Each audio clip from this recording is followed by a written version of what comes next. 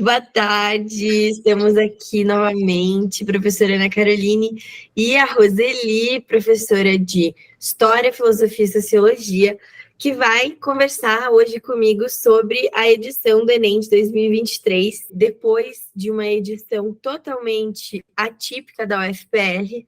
A gente voltou aqui para o Enem que a gente conhece, do jeitinho que a gente conhece, então foi retornar ao lar, né? Depois da UFPR ter expulsado a gente de casa. É, bem isso. O Enem, ele voltou aos moldes do que era. Uma prova interdisciplinar, interpretativa, que requer do aluno um pouco mais de atenção às fontes dos textos. Exige reflexão, é uma prova que toma tempo, não tem jeito. Então me conta aí, primeiro as suas impressões gerais das provas das disciplinas que te competem, e depois a gente vai ali para uma ou outra questão pontual que você queira corrigir.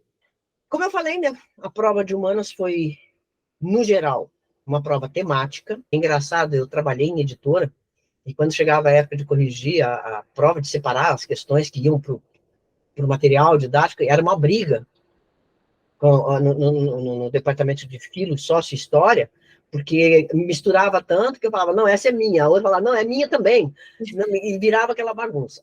E essa prova mostra isso. Teve questões de sociologia com geografia, sociologia com filosofia, e como eu disse, muito mais interpretativa, de modo geral, tanto em história quanto em sociologia. O Enem, ele não quer saber se o aluno decorou.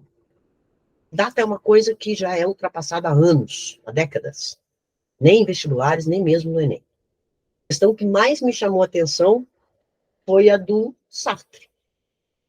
Fazia algum tempo já que o Sartre não caía sobre o existencialismo. Tá aqui, ó. Essa? Isso. Tá ali, ó. Eu nem vou ler a questão toda, mas basicamente, o que o texto 1 está falando? Ela está falando a história, o nome dele? Gerineldo, tá? Que ele aceita a vida dele como ela é. Olha a fonte. O pessimista. Não precisa falar mais nada. O Sartre é um filósofo existencialista, e é justamente um trecho da maior obra dele, que é o Ser e o Nada, que ele vai dizer o seguinte: a existência precede a essência. Se a existência precede a essência, ele diz que você primeiro tem que existir, para depois a sua essência ser formada e você ser o que você quiser, com base na sua existência, com base nas suas experiências, que vai sendo construída ao longo do tempo. Mas primeiro você existe, e você existe como um nada. Por isso que a obra é o ser e o nada. Uhum. Então, é os dois contrapontos, perguntando justamente em relação ao texto 1, que é o contraponto à ideia do Sartre de existencialismo. Está lá, ó, a postura determinista adotada pelo personagem Gerineldo contrasta com a ideia existencialista contida no pensamento filosófico de Sartre. Por quê? Agora é que vem o X da questão.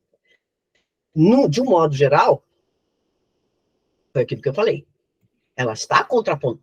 O comando da questão já está te dizendo isso. Mas olha só as alternativas. E é aí que essa questão se torna tão pontual e necessitava um pouquinho mais de aprofundamento na obra do Sartre. Evidencia a manifestação do inconsciente. O Sartre jamais. A gente está falando de existencialismo. É a sua existência. Não tem base no seu inconsciente. Você é consciente para escolher aquilo que você pretende ser. Portanto, a letra A está fora. Nega a possibilidade de transcendência. Olha lá o transcendentalismo, Rô. Exatamente. Então, agora eu vou dizer para vocês. Presta atenção. Do ser e o nada. O eu é um existente concreto, real, e que se dá ele próprio como transcendente. Portanto, a resposta correta é a letra B. O que iria confundir a maior parte das pessoas é justamente a palavra transcendência. Uhum. Mas, como eu tive aula com Miss Ana, continuo tendo aulas de inglês com ela, um dos temas que a gente estuda Agora, recentemente, é o transcendentalismo. E o que é o transcendentalismo? É você realmente ultrapassar os seus limites, mas ser os seus limites dentro da natureza. Se encontrar num mundo concreto. O Sartre vai utilizar como base, e depois eu fui descobrir que ele sofreu a influência do próprio Aldo para escrever sobre a transcendência no ser e o nada. A C. Contraria o conhecimento difuso. Difuso, ele não está falando isso, porque ele está falando em contraponto, está lá, em contraste. A letra C não pode, se ele está contrastando um texto com o outro, sustenta a fugacidade da vida. Primeiro que fugacidade da vida para o Sartre, isso não existe. Nem mesmo no texto 1. Não é uma vida fugaz. Ele simplesmente aceita do jeito que ela é. E pronto. Refuta a evolução biológica, não preciso nem comentar, porque essa é a de todas, a única que jamais poderia ser marcada. Que não tem absolutamente nada a ver. Então, a prova de filosofia, ela teve essa pegada. Ela foi de filosofia, exceto por algumas questões que, no caso, por exemplo, do Foucault, a gente estuda Foucault em história, e a gente estuda Foucault em sociologia, e a gente estuda Foucault em filosofia. Então, seria a mais interdisciplinar de todas. Eu agora, de aluna, vou te fazer uma pergunta, por quê? Eu vi muito na internet as pessoas comentando, saiu no G1, sobre a questão do Fluminense. O Fluminense ganhou ainda a Libertadores. Que é 54. É uma proposta tanto de história quanto de sociologia. Aqui é interdisciplinar totalmente. E de língua portuguesa também, né? E de língua portuguesa. Mas depois a gente vai lá na prova de inglês e você vai ver como tem questões ali de sociologia, questões de história vindo muito forte. Pura, racismo. Exato, tudo conversando, né? Então, vou fazer essa, então. E, coincidentemente, o Fluminense se torna campeão da Libertadores. O Fluminense inicia um movimento para mudar a letra de uma das músicas mais populares das arquibancadas tricolores.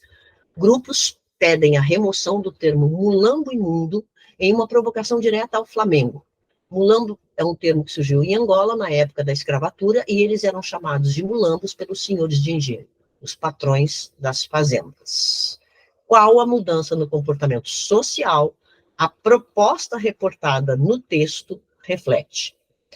Vamos pensar no comportamento social em relação à palavra mulambo imundo. Comportamento social significa o que? Traduzido. Racismo. E o termo mulambo persiste hoje, no século XXI, numa letra de música de um dos times que acabou de ser campeão da Libertadores.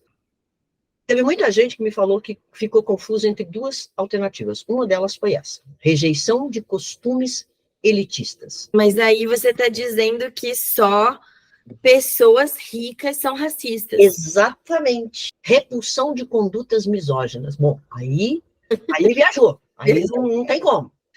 Vai realmente, só se você não sabe o que é misoginia, para você ficar confuso com essa alternativa. Senão, você só eliminou ela porque ela era absurda.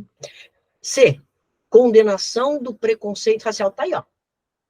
O que foi que falei que estava se referindo ao comportamento social? Ao racismo. Se a gente está falando de racismo, a gente está falando de preconceito racial. Preconceito é uma coisa, discriminação é outra. Uhum. O preconceito é o fato de você pensar, aquilo que está estruturado, é o seu pensamento, o conceito, o que ele está falando, pré-conceito. A discriminação é o ato, é a atitude. É exatamente aqui na letra C. Criminalização de práticas homofóbicas seria o mesmo que marcar B. Viajou de novo. Viajou de novo. Contestação do comportamento machista, viajou de novo. Então, só aqui a gente tiraria a B, a D e a E. A ditadura militar no Brasil. Essa foi a mais direta de todas. E ela mistura história e sociologia, que vai falar da morte do Herzog, que em plena ditadura militar, ele contestou toda a violência. A gente está falando principalmente da questão do Herzog, quando a gente fala do Geisel, dentro daquela abertura lenta, gradual e segura. Lenta porque os militares não queriam deixar o governo, gradual porque se eu não posso deixar o governo, também tenho que esconder algumas coisas que foram feitas. E aí a gente tem o AI-5, que legitimava a violência, a tortura, as prisões, e segura para quem? Para os militares. Então a questão, ela traz o quê? A ditadura militar, as torturas, principalmente que ele fala do cemitério, do enterro do Herzog, tem a Ruth Escobar falando ali que tudo tinha que ser baixinho, que é o contexto em que se vivia naquela época. Então tá lá, o acontecimento descrito no texto ocorrido em meados dos anos 70 atesta a seguinte característica do regime político institucional vigente. Que regime era esse? A ditadura. Nós temos lá, incorporação da estética, e eu não preciso nem continuar essa alternativa. A estética popular para justificar o ideal de integração nacional impossível. B. A afirmação da estratégia psicossocial para favorecer o objetivo da propaganda cívica. Aqui tem um detalhe. Não era para favorecer a propaganda cívica, porque isso o Brasil já tinha com a Hora do Brasil, desde a época Vargas e aquela coisa toda. Não tinha intenção de propaganda, mas sim de apagar um crime. É a manipulação da verdade, essa é a questão. Institucionalização de mecanismos repressivos para eliminar os focos de resistência. Está aí a nossa resposta. A letra C. Institucionalização através dos atos institucionais, que tornaram legítimos as torturas, as agressões, as mortes, enfim. E eliminar focos de resistência. O Herzog era um foco de resistência. D. Adoção de cerimoniais públicos para controlar as manifestações de grupos opositores. Cerimonial público, eles estão se referindo ao caso do enterro, no cemitério. E não foi o caso, tá? Porque foi totalmente fechado. Estatização de meios de comunicação para selecionar a divulgação de atos governamentais. Piorou. Não estava falando nem dos atos governamentais e menos ainda a estatização de meios de comunicação, que não ocorreu na sua totalidade durante o regime militar. Havia uma censura, mas não a estatização desses meios. O que eu tinha para comentar das provas foi isso.